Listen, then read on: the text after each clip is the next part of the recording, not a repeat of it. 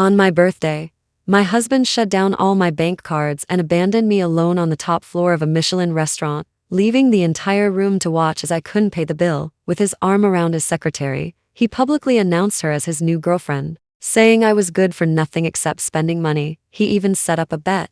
If I couldn't borrow money within an hour, he would hand me over to a group of men to deal with. I borrowed the restaurant manager's phone and dialed a number I had never used before. 15 minutes later, a private banking executive walked in with cash and a black card. In front of everyone, I made the mistress kneel and wipe my shoes, forced my husband to sign over 5% of his shares, and divorced him on the spot. My name is Emily. Today, I'm sitting in this Michelin 3-star restaurant in New York, watching my secretary Lily. She's using my black card to order the most expensive tasting menu and champagne. She sits across from me, her voice crisp and loud enough for several nearby tables to hear. Emily, you're so lucky, she says sweetly, marrying Daniel, doing nothing all day, just swiping your card. My hand doesn't stop as I cut my steak. She laughs even harder. Not like us, working ourselves to death. But honestly, other than spending money, what else can you even do? The server nearby avoids eye contact. Guests at the next table lower their heads, snickering. Lily's voice turns sharp, like a blade. Seriously, sometimes I feel it's unfair to Daniel. Marrying a pretty vase to sit at home, what's the point? She sets her wine glass down with a clink. Useless. She enunciates the two words clearly. Everyone hears them. I set down my knife and fork, pick up my phone, open the banking app. I find that secondary card. Tap, freeze, smooth motions, less than 10 seconds. Lily is still laughing. She waves to the server. Check, please. The server brings the bill. Lily elegantly hands over my black card. The server swipes it. His expression changes. He swipes again. Miss, this card has been frozen. It can't be used. Lily's smile freezes. What? That's impossible. Try again. 3 tries. Same result. She jerks her head toward me. I calmly pick up my napkin and dab my mouth. My card, I say lightly. I stop it whenever I want. Her face drains of color. The restaurant manager walks over, polite but firm. Ma'am, please settle the bill. The total is $3,800. Lily panics. She rummages through her bag. Her tiny wallet holds only a few hundred in cash. She looks at me, eyes full of pleading. I stand up and take my bag. The manager blocks her. This lady cannot leave. If the bill isn't paid, we'll have to contact the police. All the guests turn to look. Fingers point, whispers ripple through the room. Lily stands there like a clown stripped naked. Her arrogance shatters all over the floor. That's when I realize, humiliating someone doesn't require shouting. I look at her flushed face, her terrified eyes. My heart feels ice cold. She spent my money and trampled my dignity. Who gave her the nerve? I turn and leave. I don't look back, but I remember everything, every curious stare, every gloating smile in that restaurant. I don't cry. Tears are for the weak. That night, Daniel comes home. He takes off his suit jacket and loosens his tie, as casually as talking about the weather. Emily, I heard you and Lily had a bit of an unpleasant moment at the restaurant today. I look at him. She's young, immature, he says. Just a spoiled little girl. Don't lower yourself to her level. It feels like ice stabbing my heart. His secretary used his wife's card and publicly called his wife useless. And he tells me not to make a big deal out of it. My voice is calm. She used my card. Daniel laughs and reaches to put an arm around me. It's just a card. Open another one for her. Be generous. Don't make yourself a joke. I dodge his hand. He frowns, impatient. Emily, what's wrong with you lately? So petty. Lily's highly capable, my right-hand assistant. Give her some slack. Family harmony brings prosperity. Family harmony? So my dignity exists to prosper his capable assistant. In that moment, I see everything clearly in this marriage. The balance of power has long been broken. He is the benefactor. I am the beggar. Even my accessory, the card, can be casually handed to someone else. And I'm expected to be grateful. Fine, I say. He thinks I've given in and smiles in satisfaction. That's more like it. I'm tired, going to shower. He goes into the bathroom. I open my laptop and log into all our joint accounts, investment platforms, and family trust portals. I'm a co-holder. But over the years, under excuses like leave professional matters to professionals and you're too naive, you'll get scammed, he's slowly taken away and restricted my control. Now, the spending limit on my secondary card has been lowered. The text notification sits quietly on my phone sent by him, so freezing the card was just the beginning. He planned to slowly tighten my financial lifeline. Fine, I close the pages and open another encrypted folder. Inside are all the critical documents I secretly photographed over the years. Share certificates, trust agreements, joint signature pages, samples of his personal seal, and one emergency contact my father left me before I married. A name, a number. I've never called it, my father said. My girl, if you're ever wronged, call this number anytime. I always thought I'd never need it. Now my fingers are ice cold. I copy the number and save it on a newly bought cheap phone hidden in a secret compartment of my vanity. Today is my birthday. Daniel said he had a surprise for me and booked the entire top floor of the city's best French restaurant. Crystal chandeliers blaze overhead, roses carpet the floor, a violinist plays nearby. He's dressed formally, raising his glass. Emily, happy birthday, tonight is just for you. For a moment, I'm dazed. It feels like the early days of our marriage. Thank you, I say, sipping my wine. Some friends will come by later to celebrate with you, he says, checking his watch. I'll go downstairs to get them. Wait for me. He kisses my cheek and leaves. I wait. Half an hour. An hour and a half. The violinist finishes the piece for the third time and stops awkwardly, looking at me. The manager refills my water 3 times, his eyes full of sympathy. Outside the window, the city sparkles. My heart sinks inch by inch. 2.5 hours. The restaurant is about to close. The manager approaches again, polite but resolute. Mrs. Gu, we need to conclude service for the evening. Could you please settle the bill? I nod, take out my wallet, and hand over my primary card. He swipes it. The machine lets out a harsh beep. I'm sorry. This card also cannot be used. I freeze. I try another debit card. Same result. My phone vibrates. A bank message. Your card ending in XX failed to process. Please contact your issuing bank. I immediately call Daniel. His phone is off. I call his assistant. Busy signal. My own phone's battery at that exact moment dramatically drops to 1 then goes black.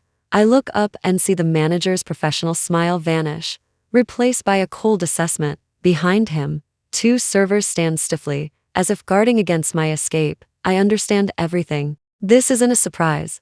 It's a trap, carefully planned, meant to humiliate me on my birthday night, in front of everyone, by leaving me unable to pay. Just then, the elevator chimed. Daniel stepped out. He wasn't alone. His arm was wrapped around Lily, with 5 or 6 men and women trailing behind them, big names in the capital and investment world. People I knew almost all of.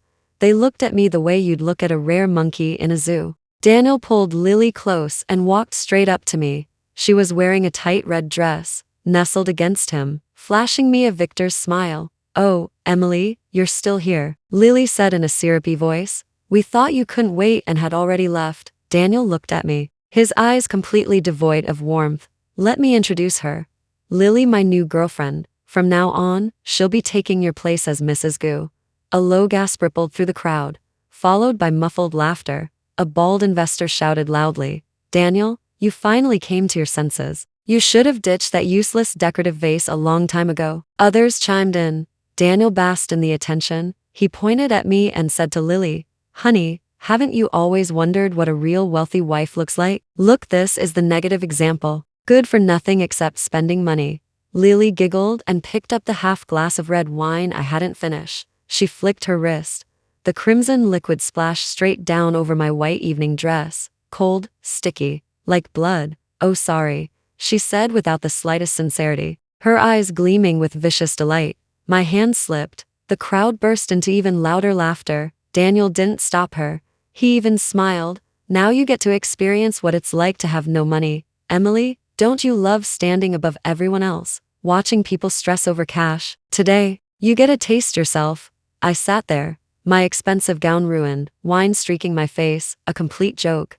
Every gaze lashed my skin like a whip. My dignity was trampled into the floor, crushed. I clenched my fists, my nails digging into my palms. The pain kept me clear-headed. Cry? Make a scene? Break down? That was exactly the script they wanted. I raised my hand and slowly wiped the wine off my face with a clean corner of the tablecloth, slow, steady. Then I lifted my head and looked at Daniel, at Lily, at every single person there. I even smiled at them. No tears. No screaming. The entire room went silent. The laughter caught in their throats. They froze. This wasn't in the script. That smile infuriated Daniel. His face darkened. He stepped forward and pointed at me. Emily, stop pretending to be calm. No one is going to help you tonight. Face reality. He turned to the group he'd brought with him, his voice loud enough for everyone to hear. Everyone listen carefully. From today on, Emily has nothing to do with me. Anyone who dares lend her money, contact her family, or offer her a job, he paused, enunciating every word, will be declaring war on Gu Capital, and you'll bear the consequences. When he finished, a deathly silence fell. The people who'd been laughing moments ago instantly changed expressions, eyes darting away, no longer daring to look at me. The capital world is brutally pragmatic. Offend the heir of Gu Capital at his peak for a discarded ex-wife. No one was that stupid. Two women showed a flicker of sympathy and almost stepped forward, only to be yanked back by the men beside them, shaking their heads hard. I was completely isolated, like a prisoner stranded on a deserted island. Lily leaned into Daniel and added fuel to the fire. Daniel, you're just going to let her off like this? That's way too easy. How about we make a bet? Daniel raised an eyebrow. What kind of bet? Lily looked at me viciously. Let's bet whether she can walk out of here on her own tonight without you, whether she can borrow even a single dollar, or find someone willing to take her in for the night. If she can, she smiled sweetly, I'll kneel down and wipe her shoes, and if she can't, she licked her lips. Then let her keep Mr. Wang and the others company, drinking all night. How about that? The Mr. Wang she pointed to was the bald investor who'd been shouting the loudest, along with a few other pot-bellied men beside him. Their eyes lit up instantly, greed oozing out in a way that made my stomach turn. Daniel laughed and patted Lily's face. You really know how to have fun, fine. That's the bet. He looked at me like I was merchandise about to be traded. Emily, don't say I didn't give you a chance. You can start making calls now. 1 hour. If after 1 hour, you can't find someone to pay for you and take you away, he glanced at the disgusting men, then you belong to them. After all these years as husband and wife, I'll give you one last bit of pleasure. This was at the emotional breaking point. A marriage turned into a public execution ground. I looked at these demons, slowly stood up. The wine stains spread across my dress, humiliating and messy, but my back was perfectly straight. Fine, I said. I accept the bet.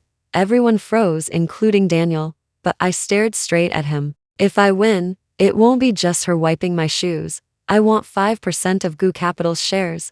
Now, immediately, you sign the transfer agreement.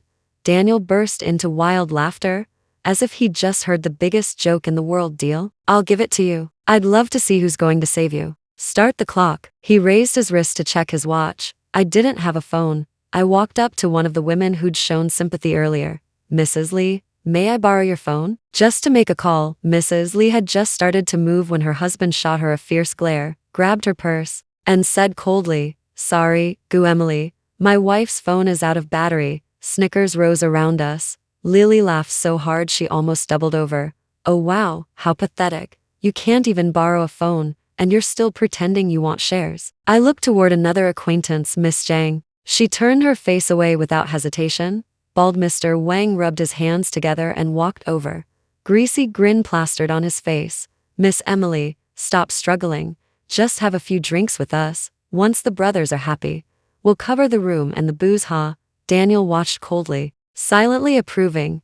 I etched every single face gloating, indifferent, greedy deep into my memory. Finally, I walked toward the restaurant manager, who'd been standing in the corner the whole time. Sir, does the restaurant have a phone? Or could I borrow yours? I'll pay for the call. The manager hesitated, glanced at Daniel's dark expression, then professionalism won out. He took out his old work phone and handed it to me. You may use it, Mrs. Gu. Thank you, I said, taking it. Lily sneered sharply. Oh, you're really calling someone? Who, those fake friends who've hated you for years? Or your poor country relatives? Don't make me laugh. I ignored her and walked over to the window, relying on memory. I keyed in the number, the one I had saved on the hidden phone, recited over and over again. So familiar it was etched into my bones. 3 rings, then the call connected. A calm, efficient female voice came through. No pleasantries at all. Who is this? In the clearest, steadiest voice I could manage, I said, Ms. Victoria Lane. This is Emily, Shen Jiaonian's daughter. Code word, return home. I need assistance, immediately. The address is. I gave her the name and address of the restaurant.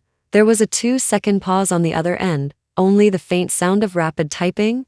Then she replied, "Understood, 15 minutes, keep the line available." The call ended. I walked back and handed the phone to the manager. "Thank you." Lily was still screeching. "Keep acting. Go on. Codes and everything. What is this? A spy movie? This is hilarious." "Daniel, time's almost up, right?" Daniel checked his watch and smiled cruelly. 10 minutes left. "Emily, accept your fate." Mr. Wang and the other men were already closing in, barely hiding their impatience. The atmosphere in the restaurant turned eerie. Everyone was waiting to watch me fall completely. I returned to my seat and sat down. I even smoothed the filthy hem of my dress. So calm it made them uneasy. Time ticked by. 9 minutes. 8. 5. Suddenly, the elevator chimed again. Not the passenger elevator Daniel had taken earlier, but the other one, the service elevator that usually transported goods and led directly to the underground VIP parking area. The doors opened. 4 tall, broad-shouldered bodyguards in black suits and earpieces stepped out, radiating an intimidating presence. They quickly parted the crowd and took position. Then a woman walked out calmly. She wore a champagne-colored bespoke suit, her hair slicked neatly back, gold-rimmed glasses resting on her nose. In her hand was an ordinary black briefcase. Her gaze swept the room and landed precisely on me. She ignored everyone else, including Daniel, whose face had already changed. She stopped in front of me and inclined her head slightly. "Ms. Emily, on Mr. Shen's instructions, Victoria Lane has arrived with the first tranche of emergency funds at your service." The weight of identity descended in the final minute. The room fell dead silent.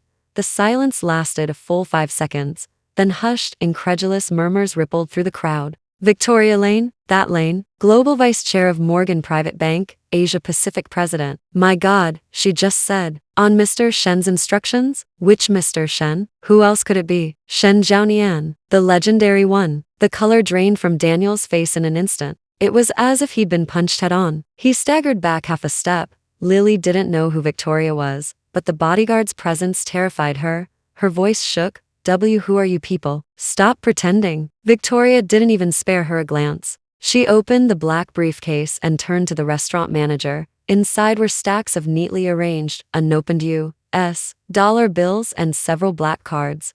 All of Ms. Emily's expenses tonight, as well as compensation for any inconvenience caused to your establishment tenfold. Count it. Her tone wasn't a suggestion. It was an order. The manager's hands trembled. He didn't dare count. He bowed repeatedly.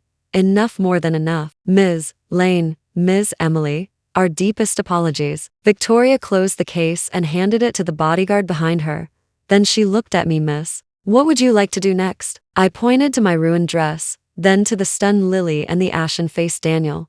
"The bet isn't finished." My voice wasn't loud, but it was perfectly clear. "Ms. Lily bet that I wouldn't be able to borrow money or leave this place. She lost. According to the agreement, she should kneel down and wipe my shoes clean." Then I looked at Daniel. "And your stake was 5% of Gu Capital. Is the transfer agreement ready?" In an instant, the positions of hunter and judge reversed. Lily screamed, "You're dreaming." Daniel finally snapped back to reality. His face was dark, his eyes chaotic, but he still tried to hold on. "Emily, don't push it too far." "What, Mr. Shen? I don't know him. Where did you find these people to put on this act trying to scare me?" Victoria tilted her head slightly and signaled to the bodyguards.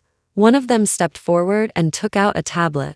Turning the screen toward Daniel, on it was a live global financial news feed. The bold headline read, "Breaking, Mysterious Capital aggressively acquires Gu Capital's circulating shares. Stock volatility sparks speculation of control shift." Below it was another alert. "Morgan Private Bank confirms it will reassess all cooperation with Gu Capital and its affiliated entities." Daniel's face turned completely white. His lips trembled. He couldn't form a single word.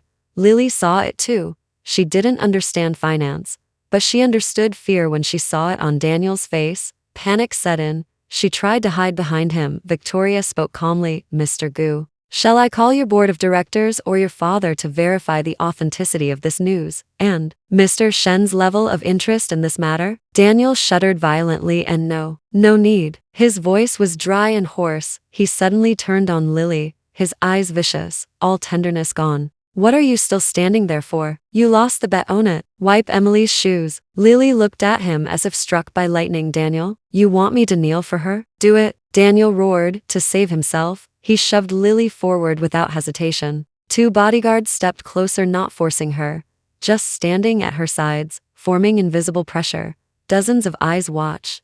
Those so-called friends who had been cheering moments ago were now dead silent, wishing they could crawl into the cracks of the floor.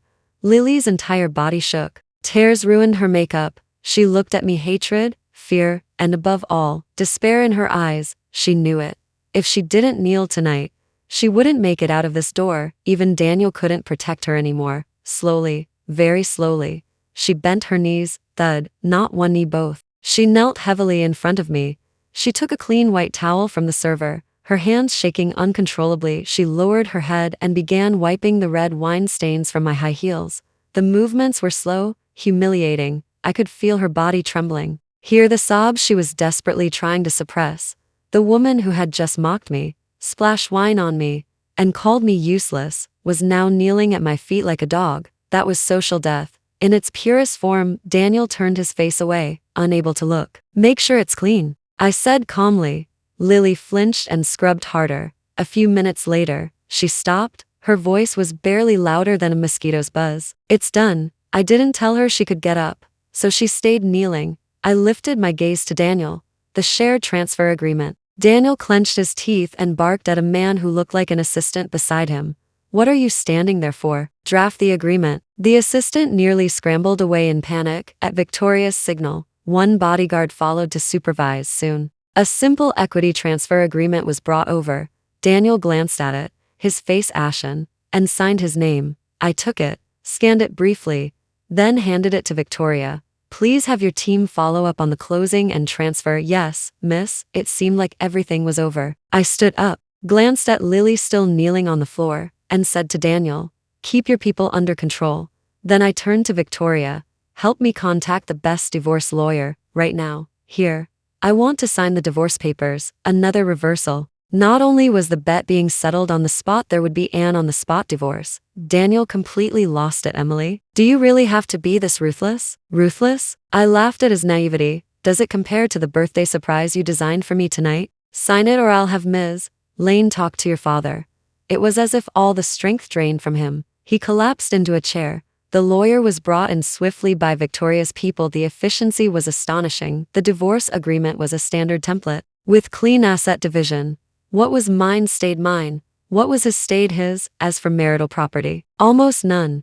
He'd already transferred most of it long ago. Fine, clean and simple. I signed my name and pushed it toward him. He stared at the document, his hand shaking so badly he could barely hold the pen. Lily was still kneeling, looking up at him, the last glimmer of hope in her eyes extinguishing. In the end, under Victoria's calm, unreadable gaze, Daniel twisted his face and signed his name. The divorce was finalized. The lawyer collected the copies. Daniel seemed to catch his breath, then sneered with a self-destructive bitterness. Emily, you think you've won just because you found some godfather out of nowhere and took 5% of my shares? Gu Capital is still our Gu family's. He tried to save face. Once you leave the Gu family, you're nothing. Shen Zhaonian, who knows if that's even real? Maybe you just then. The restaurant's private elevator chimed again. The doors opened. An elderly man with graying hair, looking frantic, wearing pajamas under an overcoat, stumbled out. It was Daniel's father, Gu Hongyuan,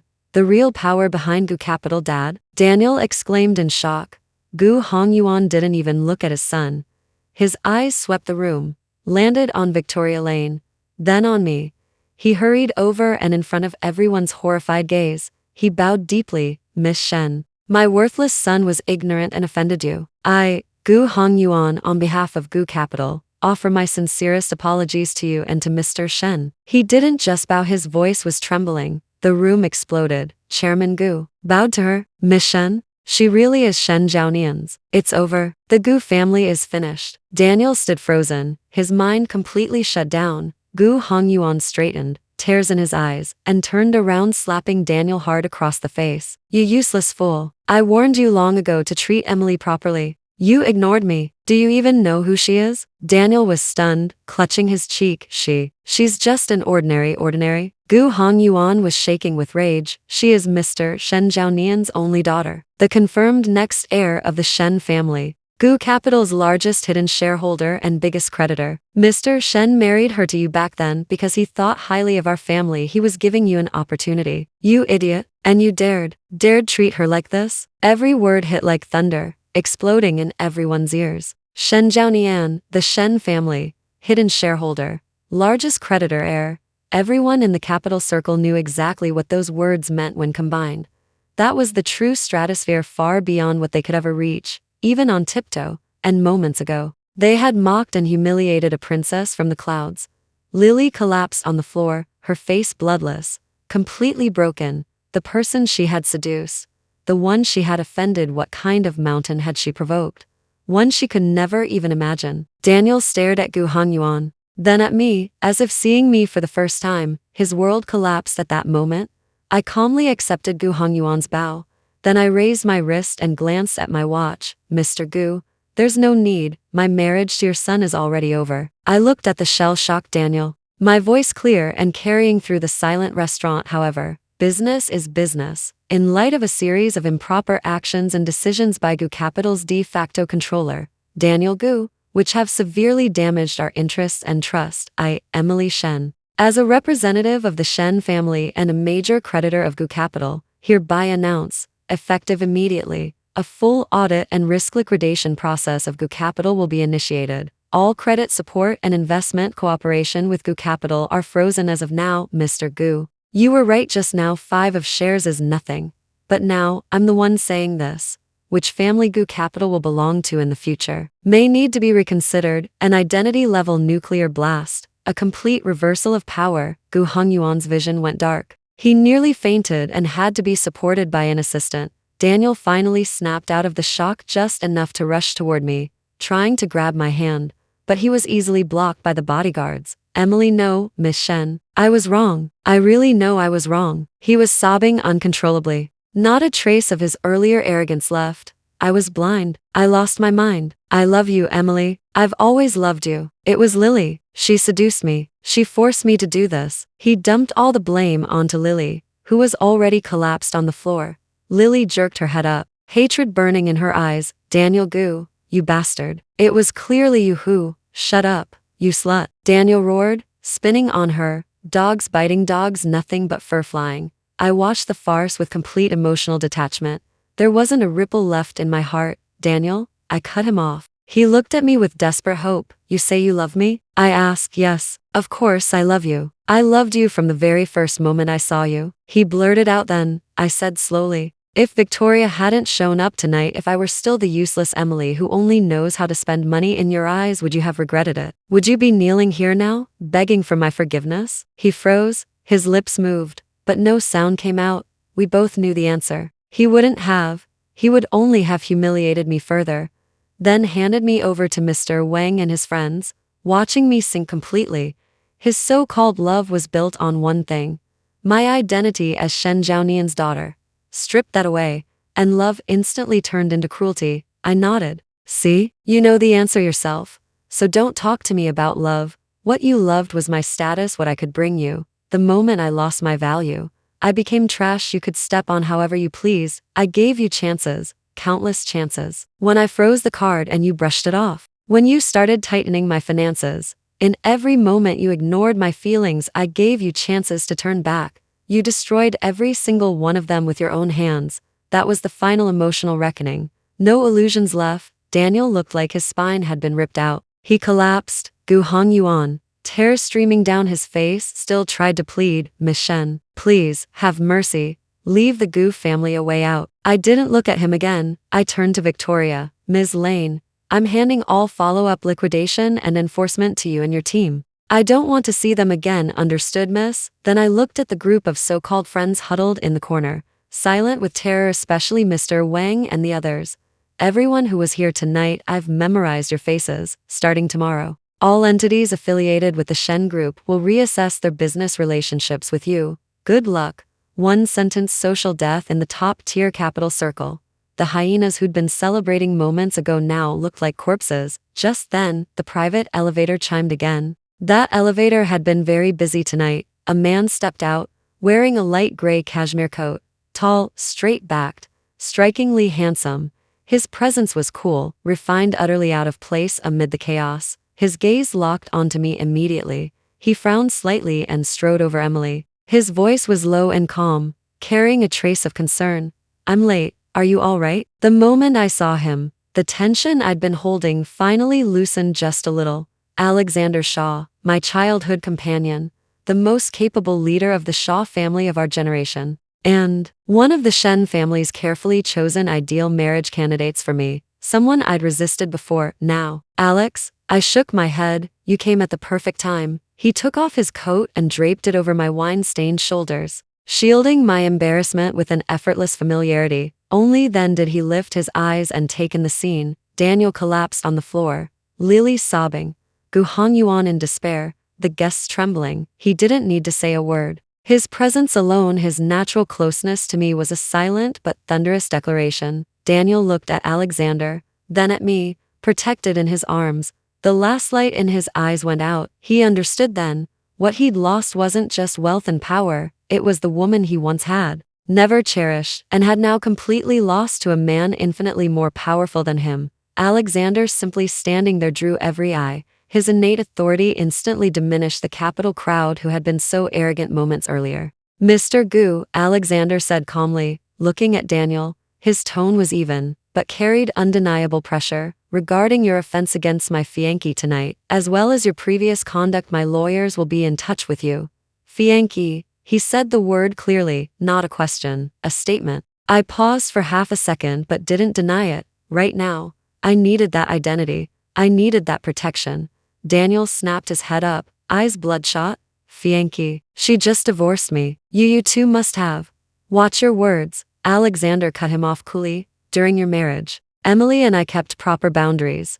Now she's free, and I'm pursuing her. Any problem with that?" His openness only made Daniel look more despicable. Gu Hongyuan's last hope collapse. One Shen family alone was already unbearable. Add the Shaw family, an equal powerhouse and lifelong ally of the Shens. Gu capital was finished. Alexander stopped looking at them and lowered his head to me. "Are you tired? Ms. Lane will handle things here. I'll take you home." I nodded. He extended his hand. I didn't hesitate. I placed mine in his, warm, steady. He led me toward the private elevator, bodyguards clearing the way. As we passed the group of friends, Alexander paused slightly. Without looking at them, he said calmly, "I'll remember everyone's performance tonight. Take care of yourselves." No threat yet more terrifying than any threat. Their faces drained of color. No one dared to breathe. The elevator doors closed, sealing off the wreckage and deathly silence behind us. As we descended, Alexander tightened his grip on my hand. "Were you scared?" I shook my head. "No, if anything. I felt lighter, like chains had finally fallen away." "You won't have to be scared anymore," he said steadily. "I'm here." I leaned against his shoulder. The exhaustion finally rushed in. Upstairs, only after Alexander and I left did the suffocating tension ease slightly. Still no one dared speak. Gu Hongyuan, barely holding himself together, begged Victoria, "Ms. Lane, could you please put in a good word with Mr. Shen and Miss Shen? The Gu family is willing to pay any price." Victoria adjusted her glasses coolly. "Mr. Gu, Miss Shen has made her position very clear. Business will be handled by business rules. As for personal matters," she glanced at the broken Daniel and the collapsed Lily, "Miss Shen has chosen not to pursue criminal liability. That is already mercy, but the price you owe will not be discounted by even a cent." She took out her phone and made a call. "Execute Plan A. Fully cut off all supply chain financing support to Gu Capital and its affiliated entities. Notify all partner institutions." Gu Hongyuan's vision went black. He collapsed. The chain reaction had begun. And as for those so-called friends who had chosen the wrong side, they knew that from that very night on, a thick shadow had fallen over their careers and their company's futures. Choices come with a price. A few days later, I moved into my father's penthouse apartment overlooking Central Park in New York. My life had been completely upended, but I didn't have time to wallow in it. A message came from my father through Victoria. I'd had enough freedom. It was time to come home. The Shen Group needed me. I knew exactly what coming home meant. It meant taking over that vast business empire. But before that, I asked Victoria to help me with a few small things. For example, everything that had happened at the restaurant that night, naturally excluding my real background, was compiled into a single dossier. It included videos of Lily verbally abusing me while using my credit card, Daniel deliberately orchestrating my humiliation, footage of Lily kneeling to clean shoes recorded by the bodyguards, and financial news about Go Capital falling into crisis. The entire package was sent anonymously to the HR directors of every major firm in New York's financial circle, as well as to several well-known financial media outlets that thrived on scandals. The effect was immediate. Lily, the once arrogant secretary who had lorded her power over others by clinging to Daniel, became famous overnight. Her professional image completely collapsed. Materialistic, malicious, framing the boss's wife, questionable competence having slept her way up, and catastrophically poor judgment betting on a patron who imploded overnight.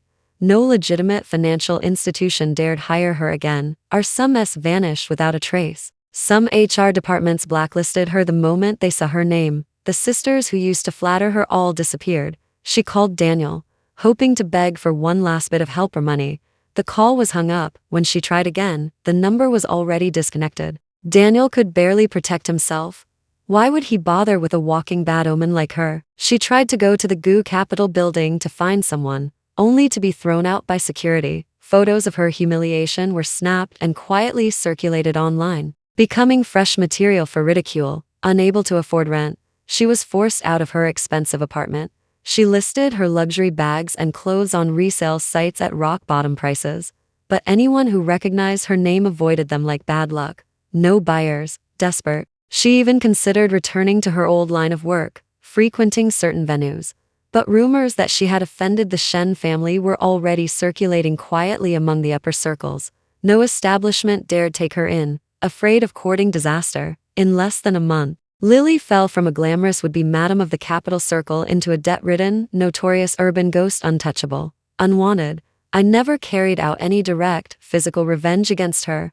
I didn't even mention her again, but this kind of all-encompassing, systematic social death was 1,000 times crueler than slapping or cursing her. Everything she had gained through men ultimately came crashing back on her, multiplied through a man's downfall and her own malice. Cause and effect, the system executed it automatically. Go Capital fared even worse. Audit teams moved in and uncovered a mountain of financial irregularities and violations. Major banks called in loans, partners terminated contracts, suppliers demanded payment. The stock price fell off a cliff. Gu Hongyuan was hospitalized with a sudden illness. Daniel was left to struggle alone. He sold off properties, luxury cars, and collectibles to plug the holes, but it was nothing more than a drop in the bucket. In less than 3 months, the once glorious Go Capital officially entered bankruptcy restructuring. Its core assets were carved up and sold, most of them ending up in funds affiliated with the Shen Group. Daniel himself was buried in debt, placed on the list of dishonest judgment defaulters, barred from high consumption, no flights, no high-speed rail. All his former friends abandoned him. Terrified of being dragged down with him, he rented a filthy basement apartment in the suburbs and scraped by on odd jobs. The brutal fall and society's relentless beating finally made him wake up. One rainy night, somehow, he found his way to the intersection outside my apartment building. He couldn't get past the gate, soaked to the bone, unshaven, haggard. He looked 20 years older. He saw me get out of Alexander's car, Alexander holding an umbrella and carefully shielding me from the rain. Daniel rushed over and dropped to his knees in the wet street, heedless of the mud. "Emily, Miss Shen, I was wrong. I really know I was wrong," he wailed, sobbing without dignity. "Please forgive me. Give me one more chance. I love you. I can't live without you." Rain mixed with tears streamed down his face. Alexander frowned and stepped forward, ready to stop him. I gently tugged his arm and shook my head. I looked at the man kneeling in the rain, the man I had once truly loved, the one I thought I would spend my life with. Inside, there was only calm, no hatred, no ripples. "Daniel," I said evenly, "I don't hate you." A flicker of hope lit his eyes. "Because hatred requires feeling," I continued. "And for you, I have no feelings left, so forgiveness doesn't even apply. Everything you're suffering now is the result of your own choices. Betraying your marriage, trampling on others' dignity, abusing your power, this is the price you owe. It has nothing to do with me. You say you can't go on living? Then live properly. Bear what you deserve to bear. That is your greatest punishment, staying clear-headed while watching yourself lose everything, with no way back. When I finished, I didn't look at him again. I looped my arm through Alexander's. Let's go. Alexander nodded, tilting the umbrella slightly toward me as he guided me toward the apartment entrance. Behind us was Daniel's desperate, heart-wrenching wailing in the rain. Belated regret is cheaper than dirt. 1 month later, a closed-door Shen family meeting was held at a private estate in Switzerland. Dressed in a tailored suit, I sat at the head of the long table, beside my father, Shen Zhaonian. Below us were the heads of Shen Group's global regions and business lines, along with the senior trustees of the family trust. My father was advanced in age, his health declining in recent years. Today was the day he formally brought me to the forefront. Effective today, he said calmly, his voice firm and unquestionable. My daughter, Emily Shen, will assume the role of global co-CEO of the Shen Group and act as chair of the board. Her decisions are my decisions. The future of the Shen Group is in her hands. There were no objections, no dissent. Everyone stood and offered me their respectful acknowledgement through various channels. They had already learned how I had handled Gu Capital: fast, precise, ruthless, yet restrained, not exterminating them completely, leaving room for bankruptcy restructuring. It was exactly the decisiveness and breadth of vision required of a great family's heir. After the meeting ended, I stood on the terrace of the estate, overlooking the distant lake and mountains. Victoria stood behind me, giving her report. Miss, the restructuring of Gu Capital is basically complete. We've secured the most valuable assets. Daniel Gu has been trying to start small businesses lately, but he keeps failing. Lily has left New York. Her whereabouts are unknown. As for President Wang and the others who were at the restaurant that night, their companies are all experiencing varying degrees of business decline. I nodded. Their endings were no longer within my scope of concern. My father walked over slowly and waved Victoria away. He looked at me, his gaze both relieved and complicated. My girl, you've suffered.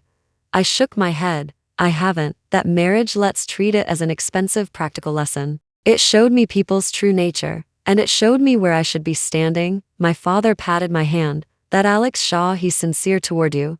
The Shaw family has hinted more than once about an alliance through marriage. What do you think? I considered it for a moment. Alex is great, but I want to focus on the Shen Group first. Everything else can wait and unfold naturally. My father smiled. Good. That's more like my daughter.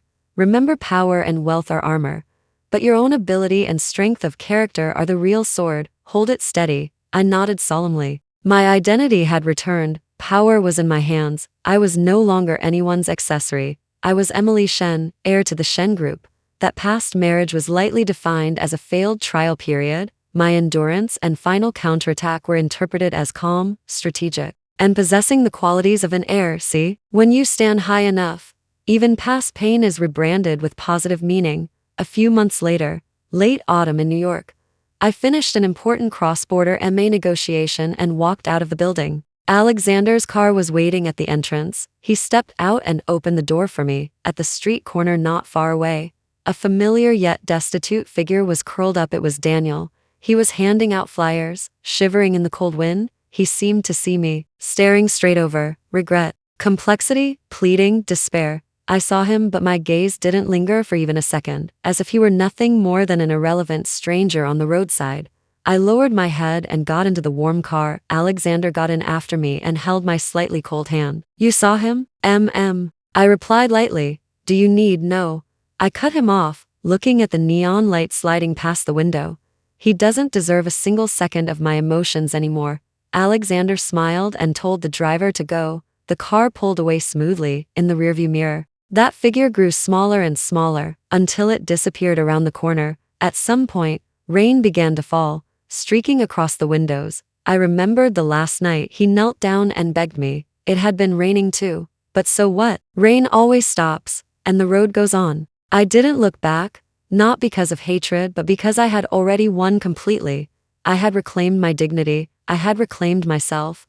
I had reclaimed the vast world that had always belonged to me. Later, when the media reported on the sensational acquisition, the headline read, Emily Shen, heir to the Shen Group, makes a powerful return. A new queen of capital is born. Beside my photo were blurred fragments of old news about Gu Capital's bankruptcy and Daniel's downfall. As for Lily, Her name had long vanished from public memory, if it was ever mentioned again. It was only as a cautionary tale, someone who tried to cling to wealth and power and met a miserable end. Alexander occasionally asked me if it felt satisfying. I thought about it and answered, it did, once, but now, it's more peaceful. The thrill of revenge is fleeting, true. Lasting satisfaction comes from the complete realization of your own value, from the freedom of breaking out of the cage and seeing the open sky from standing at a height they will never reach, while they no longer even qualify to be hated by you. Outside the window, the rain fell harder and harder. Inside the car, it was warm like spring.